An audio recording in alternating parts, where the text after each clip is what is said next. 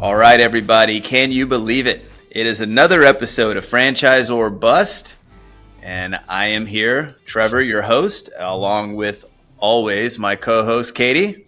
How are you? And look at that. Now that we hope she talks more, but you never know. That might have been it. But Katie, always great to have you. And then today, most importantly, we are excited to have our guest, which is the whole point of the show, Michael Moorhouse with Mosquito Shield. Michael, it's wonderful to have you. We can't wait to learn about yourself and Mosquito Shield. So welcome. Yeah, thanks so much, you guys, for having me on today. Absolutely. All right, Michael. So the first thing we got to do is get to know you a little bit, and then we want to understand some of the unique things and interesting things about Mosquito Shield that we know you guys have, and our audience would love to know. So let's start with the basics. Tell us a little bit about yourself and how you got involved in Mosquito Shield, and we'll kind of let things roll from there.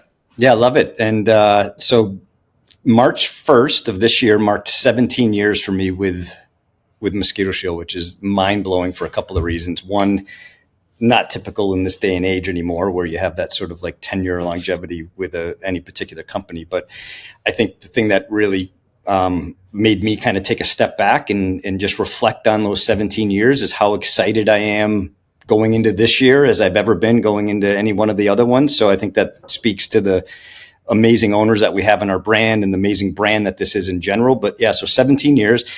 Started back in 2008 when Mosquito Shield was just a local company here in Massachusetts. And, franchising in 2008 was definitely not on our radar.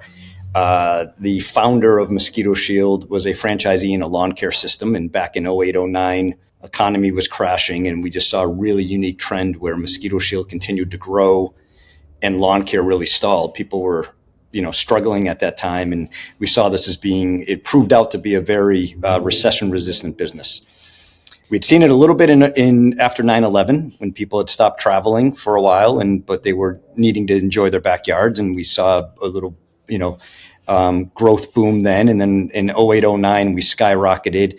And then it was really proven out again after the pandemic when people were stuck at home and, they needed to enjoy their yards. And that's really what Mosquito Shield is. It's a quality life service that we provide. So back in around 2011, after coming out of that really big growth period during a tough time economically in this country, the founder asked me like, hey, what do you think about growing this nationally as a franchise? And would you be interested in kind of running with that? And that's when we took about 18 months to build it. We launched officially in 2013. And I just started doing shows around the country and putting a booth up and hanging out the shingle saying that we're a franchise opportunity and haven't looked back since. That's amazing.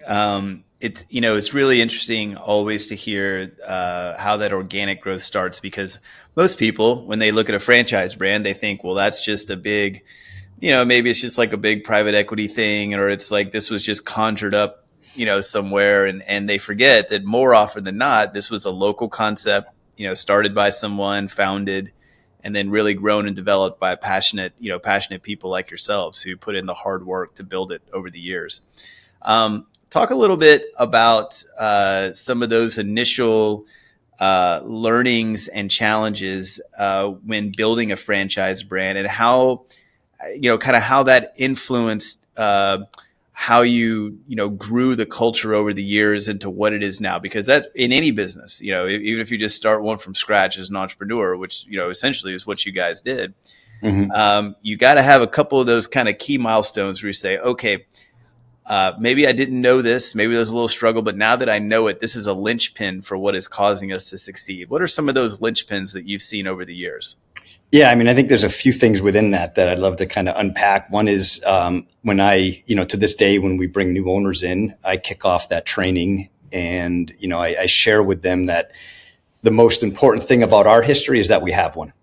And what I mean by that is, first and foremost, we're a mosquito control company that got into franchising. There's franchise companies that have gotten into this space to their credit. They recognize it as being a really great industry to be in.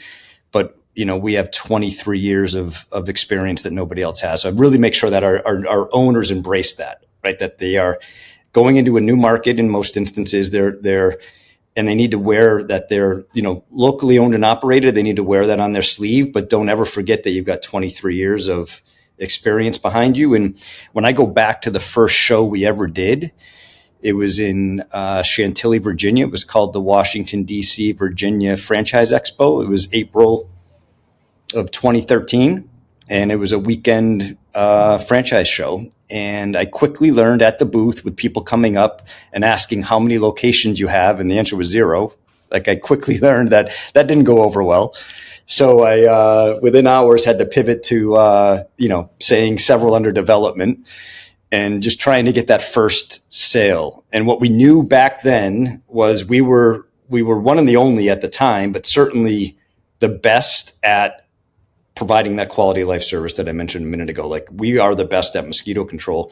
We knew nothing about franchising, right? So there was that was the learning curve. When we quickly took on, the first 4 or 5 owners, we immediately realized that there was a lot more to this than what we thought, right? So that was, I think, one of those turning points for us. And we witnessed that, Trevor, honestly, a number of times through our history where we would have rapid growth. We'd stop, pump the brakes, and make sure we were building the infrastructure at the same time. And then we would kind of open up the Fran Dev again and go after more owners and more targeted areas around the country, and then be like, well, all right, we got to, we need more people, or we've got to reassess how we do things. And so I think we've been really strategic about that over the years. And I'd like to think smart. We're really good at franchising now compared to 2013 when we honestly didn't know what we were doing. Yeah, it's so interesting how that happens, right? That you just the progression, the progression is and the learning experience means so much. And I feel like that's something that you mentioned, you can really pass down to the franchisees, not just obviously some of the learnings, but I mean, a franchisor is different, but like just the learnings of like, hey, we know now a lot of the elements to success for a franchise owner that's really going to propel them to being successful quickly. Can you maybe talk to some of those points a little bit? Like, you mentioned that you get involved in the trainings, like they know you right away, which I think is phenomenal for any, new franchisee to really get with the president and get with someone that has all that experience. But talk a little bit about the steps you got to take to really make sure a franchisee is set up for success, because it's so synergistic in the franchise space. As the franchisor, you got to have them succeed, right? So that there's a lot to there. So what do you guys do, to make sure that you can move them forward? Yeah, it's a great question. One of the things that, I think it's a little frustrating for me, having been in this space now for so long, is, when you go to these shows, when you go online, when you look at franchise opportunities, training and support's a buzzword that's thrown around, but like, what is the training and support that you give? Because I think that's the key to getting an owner up and operating. And we have overhauled that time and again over the last, 13 years of doing this. But I mean, we have such a robust onboarding process for new owners where they, from day one, are with a launch coach for a minimum of 12 months until we feel they're ready to sort of leave the nest, so to speak. And then when they do, they're immediately then assigned to an FBC, a franchise business coach. So they have coaching from day one, and it's very rigorous in the beginning. So the first 6 of those 12 months is literally weekly meetings with their launch coach.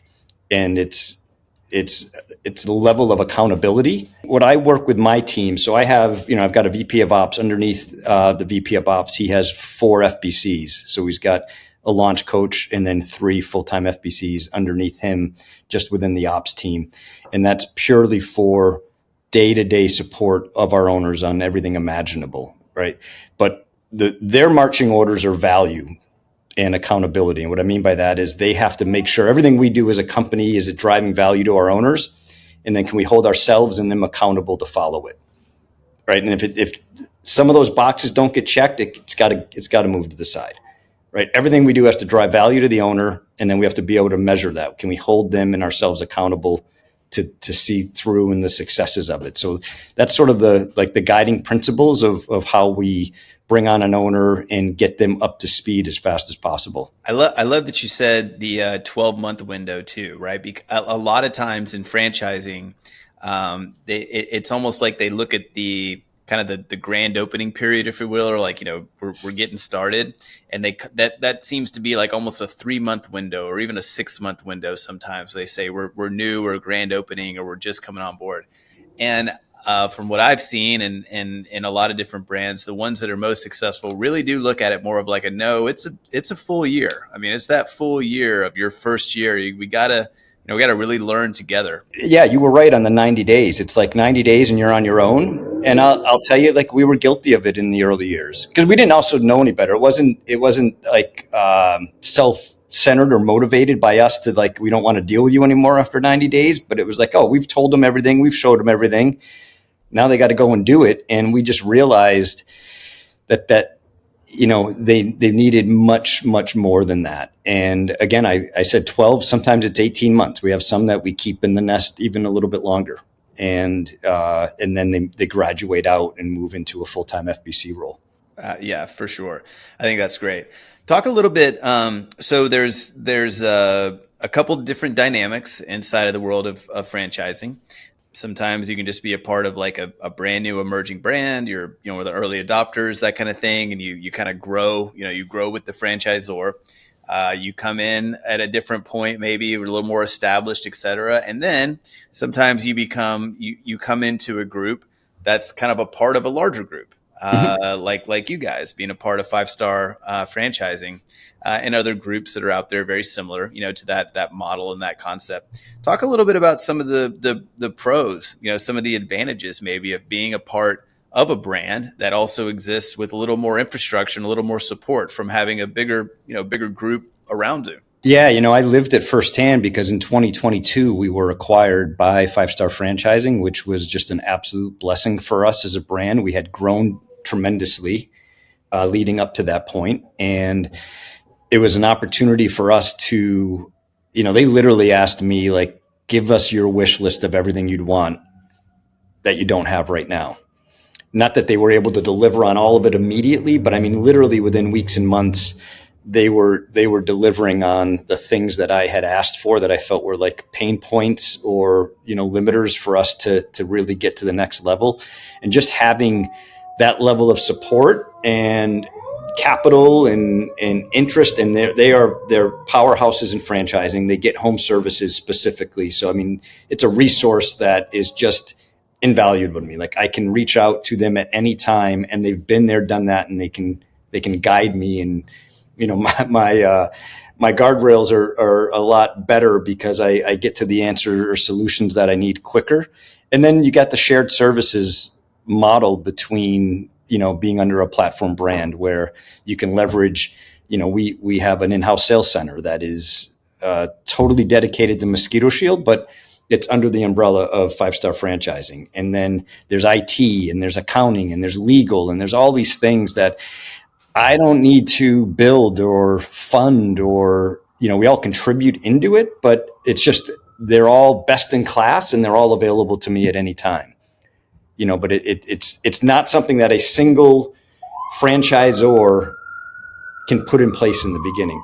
And there's like a downside to that. There's a lot of benefits to getting involved in an emerging brand, right? You can help shape it. You can be at the forefront of something really exciting. And I look at my stakeholders, who I call them stakeholders, but some of my early franchisees are still with me 13 years later. They helped shape who we are today. There's no doubt about it. They were figuring things out before I was, right? Like, we brought on some really smart franchisees in the early days, and they helped build Mosquito Shield to where it is now. But when you come into a platform company, all of that stuff is in place. It's such a head start over trying to do it on your own. Yeah. And I think that's an important point though, for folks that may be listening, they may be thinking to themselves like, I'd love to get involved in the home services space or just franchising in general, start their own business. You got to weigh those kind of pros and cons. You get involved at the early stage, then you got a little more influence, but you also may have a couple more headaches because of just, limitations on what's going on. Yeah, you've got to be, I honestly feel it's like a select few that can thrive in that environment, because you're not typically, but I think most are buying into a franchise because they want that business in a box. They've always wanted to, take the leap of faith and start a way to maybe like change their lives in a positive way and and business ownership has been on their mind, and it's something that they've wanted to scratch, but they don't know how. And franchising obviously gives you that, right? So for the majority, the more structure, the less trying to, learning curve or trying to figure things out. It is a different breed to have an owner base that is working alongside you and bringing ideas to you and helping you sort of, build the path forward. So I think that's where the structure of a really sound brand is more beneficial for people. Yeah, and more often than not, not always, but more often than not, folks that are coming into the franchise space, they're coming from a corporate job, or they've had that type of environment for the majority of their career, and it's certainly more comforting, right, for them to come in and say, okay, this is buttoned up, like this is very buttoned up, and certainly for you guys being a part of not just Mosquito Shield, obviously, which you guys are certainly buttoned up by now. You've done, otherwise 5 Star wouldn't have approached you. So I mean, you know what you're doing great. But just that added layer, of the kind of the multi-brand, larger group concept can be really attractive for potential franchisees. So talk a little bit too about, there's a million things we can go into with we could get into the weeds of all kinds of things related to how the franchisees, the unit economics, and different things like that. But talk a little bit about how you guys at Mosquito Shield are trying to leverage technology kind of in the home services space to bolster up your franchisees. I mean, it's ever evolving, blah, blah, blah, right? People say those same old cliches all the time. But the reality is having good leverage over technology and being, interested in those dynamics when it comes to even just marketing and things like that for the franchise system is super important. So how are you guys approaching that, and kind of what's your vision on that for the future? Yeah, obviously it's ever changing, right? And sometimes by the month right now. And we're 3 years ago, like PPC was so important to what you're doing, and it's becoming more and more almost punitive to play in that space, and it's getting more and more expensive. And then, SEO is always something that you've got to have in place and to have it be evergreen. But then there's always a mystery around that as well for franchise owners on what am I paying for and what am I getting on that side of things. So being really nimble, I think, is very important.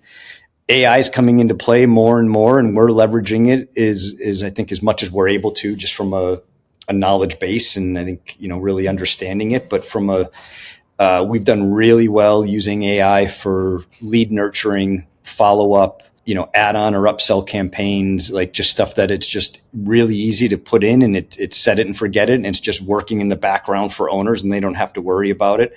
I think we have really great partners on the software side of things, and we've got an in-house IT team under that shared services platform that I mentioned earlier. So we're able to build and customize a lot of those features for Mosquito Shield specifically that no other brand would have access to.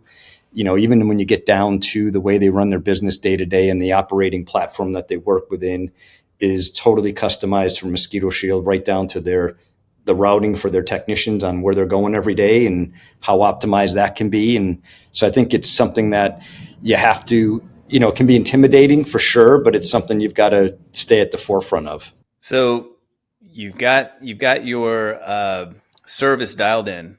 It's a service that so many people want and need, because to your point earlier, it's a lifestyle service. It's one that you're bringing comfortableness, you're bringing enjoyment to people, and that's there's very few like inelastic products, things that never go away. Well, people enjoying themselves never goes away. So you guys are in the enjoyment business, and so that's one that has a lot of legs. So you've had that success, you're built upon that foundation. What do you see for the next, as the visionary, as the leader, what do you see for the next 3 to 5 years and beyond for Mosquito Shield, and where you guys are going and how you're going to define success over those years? Yeah, so we just, and I say just, like within the last couple of months, launched Perimeter Pest. So it's another add-on service of ours where it's It's basically creepy crawlers, the stuff people don't want in their house, spiders, ants, cockroaches, that type of thing. So a much needed service, totally falls in line with who we are and what we do as a brand. So we've always had tick service as an add-on. So it's always been Mosquito Shield, Tick Shield, and now Pest Shield is an add-on to that as well. So just offering more to the homeowner. You've earned their trust. They love you. We have an incredibly loyal owner base.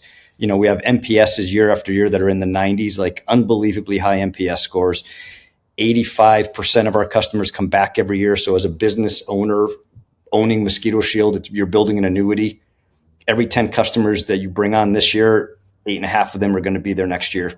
Most of them are going to pay you before that next season even starts. So it's a really great long-term business model. But the more, what I've always called share a wallet, the more revenue you can generate from that same customer, the more profitable you're going to be and the more service or value you are to that customer, to that end user, right? So they don't have to look at other pest control companies within the mosquito program, the tick program, or the perimeter program. We're pretty much able to cover every type of need on the pest side of things that a homeowner could have.